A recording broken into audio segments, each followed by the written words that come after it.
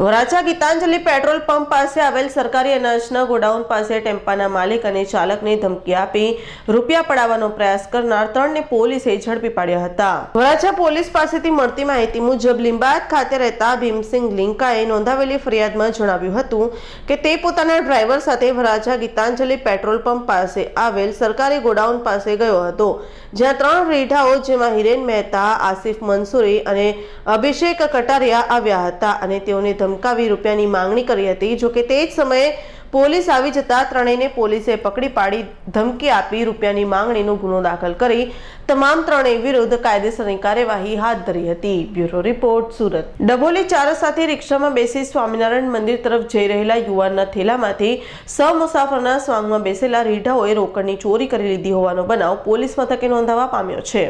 ચોક બજાર પોલીસ પાસેથી મળતી માહિતી મુજબ ડભોલી ખાતે રહેતો મુકેશ ગોપાણીએ નોંધાવેલી ફરિયાદમાં જણાવ્યું હતું કે તે ડભોલી 4 સાથે સ્વામિનારાયણ મંદિર તરફ જવા રિક્ષામાં બેઠો હતો, ત્યારે રિક્ષામાં અગાઉથી મુસાફરના સ્વાંગમાં બેસેલા રીઢાઓએ તેના થેલામાંથી રોકડ 2.5 લાખની ચોરી કરી લીધી હતી। હાલ તો બનાવ અંગે ચોક બજાર પોલીસે ગુનો નોંધી વધુ તપાસ હાથ ધરી છે।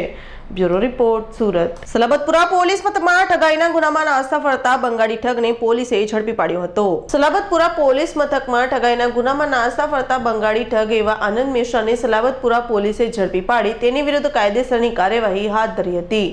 Bureau report, Surat. કતારગામ પોલીસે વેડ રોડના કુબેર પાર્ક સોસાયટીના એપાર્ટમેન્ટમાંથી જુગાર રમતા જુગારીઓને લાખોની મત્તા સાથે ઝડપી પાડ્યા હતા। કતારગામ પોલીસે બાતમીના આધારે વેડ રોડ ખાતે આવેલ કુબેર પાર્ક સોસાયટીના બ્રાહ્મણી એપાર્ટમેન્ટમાં દરોડા પાડી ત્યાંથી જુગાર રમતા જુગારીઓ જેમાં મકાન માલિક સુરેશ સાડી તથા અન્ય 7 જુગારીઓને ઝડપી પાડી તેઓ પાસેથી દાવ પરના તથા અંગ ચડતીના રોકડા રૂપિયા અને મોબાઈલ ફોન મળી 1,14,000થી વધુની મત્તા સાથે ઝડપી પાડી તમામ વિરુદ્ધ કાયદેસરની કાર્યવાહી હાથ ધરી હતી। Bureau report, Surat.